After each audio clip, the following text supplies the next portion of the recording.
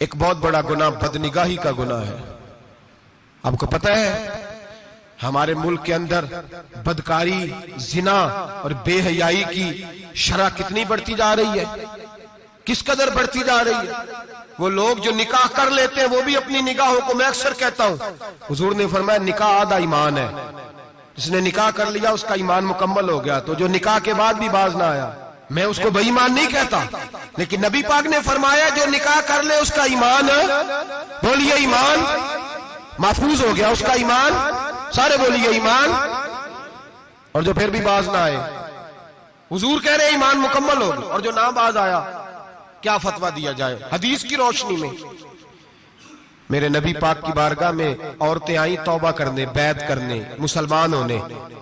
تو حضور بیعت لیتے وقت فرمانے لگے میرے ساتھ وعدہ کرو، جھوٹ نہیں بولو گی، غیبت نہیں کرو گی، زنا نہیں کرو. ایک عورت بول پڑی، کہنے لگی یا رسول اللہ صلی اللہ علیہ وسلم میں مسلمان تو نہیں پر خاندانی ہوں، میرے گھر والوں کے ذہن میں بھی کبھی زنا کا خیال نہیں آیا. ہم تو اسے خاندانوں کے وقار کے خلاف سمجھتے ہیں. روز بری نظر سے کسی کو دیکھنا اور کسی کے بارے میں غلط باتیں، ناراض نہ ہونا. بہت سارے بوڑھے بھی لذت لے لے کے جرم بیان کرتے ہیں، گناہ بیان کرتے ہیں، غلط باتیں کرتے ہیں، کسی عورت کے بارے میں تبصرہ کرتے ہیں. کیا سمجھتے ہیں مرد اور عورت معاذ اللہ تعالیٰ ایک کمرے میں جا کے بدکاری کریں تو وہی زنا ہے؟ میری طرف دیکھیے اور جھانک کر کے سنیے کیا عرض کر رہا ہوں، ادھر دیکھیں میری طرف. نبی پاک صلی اللہ علیہ وسلم نے فرمایا زنا زبان کا بھی ہوتا ہے، زنا کان کا بھی ہوتا ہے، زنا آنکھ کا بھی ہوتا ہے. حضور کس طرح؟ فرمایا جس نے گند دیکھا اس نے آنکھ کا زنا کیا، جس نے لذت لے کے سنا چپ نہیں کرایا، پوری بات سنی، وہ بھی زانی ہے. اور جس نے گندی بات بولی وہ منہ کا زانی ہے، جس نے گند سوچا وہ دماغ کا زانی ہے.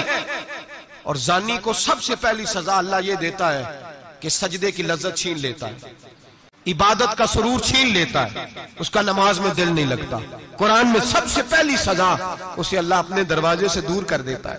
بھائیو آج ہمارے سجدے بے کیف ہیں، آج لوگ غلط جگہ پہ گھنٹوں بیٹھے رہتے ہیں. مسجدوں میں لوگوں کے دلوں کو گھبراہٹ ہوتی ہے، لوگ بھاگتے ہیں. میرے نبی پاک نے فرمایا تو نظر کو پاک کر لے، اللہ تیری عبادت میں لذت پیدا فرما دے گا. میرے بھائی یاد رکھ لیں اور سن لیں، سب سے کمزور آدمی وہ ہے جس کا ذہن پاک نہیں. سب سے کمزور آدمی وہ ہے جو کردار کا غلط ہے.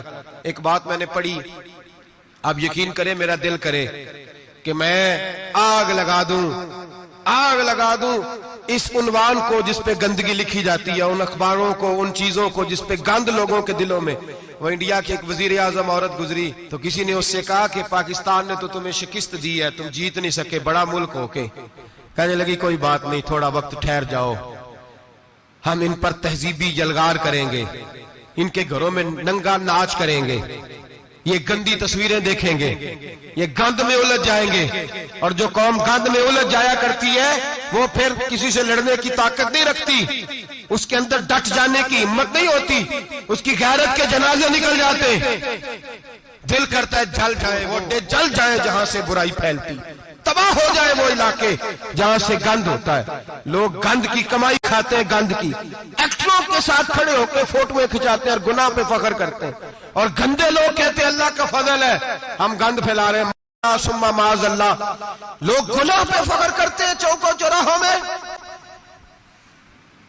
محمد بن قاسم آئے ہندوستان پہ راجہ دہر کے مقابلے میں، نوجوان میری طرف دیکھیں اور صحیح ہو کے بیٹھے، خاصے صحیح ہو کے بیٹھے، تقریر نہیں کر رہا، جذبات کا. میرے جذبات سنیں، دل کے پھپولے جل رہے ہیں سینے کے داغ سے.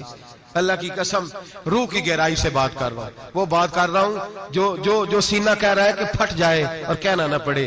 قرآن و حدیث پڑھتے ہیں اور پھر اپنا حال دیکھتے ہیں تو لگتا یہ ہے کہ عذاب قریب آ گیا ہے، لگتا ہے زمین پھٹنے والی ہے، آسمان گرنے والا، لگتا ہے قریب آ گیا سارا کچھ. سمجھیں کیا عرض کر یہ بات اگر آپ سمجھ گئے تو قیمت وصول ہو گئی. اس کو سمجھ گئے تو سمجھ لیں آپ کے مزاج کے اندر اللہ نے تبدیلی پیدا کر دی. محمد بن قاسم 18 سال کا جوان، ایک عورت کی عزت پر راجہ دہر ہندو نے حملہ کیا، محمد بن قاسم بچانے آئے. جب ہندوستان آئے فوج تھوڑی تھی، علاقہ تھوڑا تھا، راجہ دہر کی فوج بہت زیادہ، اور پھر اپنا عرب چھوڑ کے یہاں آ کے ہندوستان میں اس کے علاقے میں اس پہ حملہ کرنا، حالات خراب تھے۔ محمد بن قاسم پریشان ہے۔ ایک بزرگ نے دیکھا، کہنے لگے پریشان کیوں ہو؟ کہنے لگا سوچتا ہوں علاقہ بھی اس کا، فوج بھی اس کی، میرے فوجیوں کو تو رستوں کا بھی نہیں پتا، کیسے جنگ کریں گے، کدھر سے آئیں گے، اور پھر ہمیں زبان بھی نہیں آتی، کیسے کام ہوگا، ڈر رہا ہوں۔ 2-4 دن گزرے تو محمد بن قاسم اشاش بشاش ہو گئے۔ وہ بزرگ کہنے لگے خیر ہے، بڑے مطمئن ہو گئے ہو؟ کہنے لگے بس راجہ دہر ہم سے مقابلہ نہیں کر سکتا، راجہ دہر ہمارے مقابلے میں کھڑا نہیں ہو سکتا، وہ گرا کے گرا، وہ لڑکھڑایا کے لڑکھڑایا، ریزہ ریزہ ہو جائے گا۔ کہا آپ کو کیسے خوشخبری مل گئی؟ کہنے لگے مجھے پتا چلا ہے کہ راجہ دہر ذہن کا گندا ہے، وہ تو چچا کی بیٹی کو نہیں چھوڑتا، ماموں کی بیٹی کو نہیں چھوڑتا، خالہ کی بیٹی کو گندی نظر سے دیکھتا ہے۔ جس کا ذہن گندا ہوتا ہے وہ کسی کا مقابلہ نہیں کر سکتا، ہمیں فتح ہوگی، فتح، وہ گرے گا۔ وہ بزرگ کہتے ہیں میں سمجھ گیا کہ واقعی سے فتح ہوگی۔ آج کشمیر کیوں آزاد نہیں ہو رہا، فلسطین میں آگ کیوں لگی ہوئی ہے؟ مسلمان جب تک ذہن کا گندا ہے کمزور ہے، جب تک ذہن کا ناپاک ہے کمزور ہے۔ حضرت سعد بن ابی وقاص رضی اللہ تعالیٰ عنہ فرمایا کرتے تھے اللہ مسلمان کی مدد اتنی دیر تک کرتا رہتا ہے جتنی دیر تک مسلمان کا ذہن صاف رہتا ہے، کردار پاک رہتا ہے۔ آگ اس لیے معاشرے میں لگی ہے۔ نوجوانوں تم کہتے ہو کامیابیاں نہیں ملتی، اسے کیسے کامیابی مل سکتی ہے جس کا ذہن ہی صاف نہیں؟ وہ کیسے دنیا کی بازی جیت سکتا ہے جس کی نگاہ ہی پاک نہیں؟ وہ کیسے آگے بڑھ سکتا ہے جس کے کردار میں پاکیزگی نہیں؟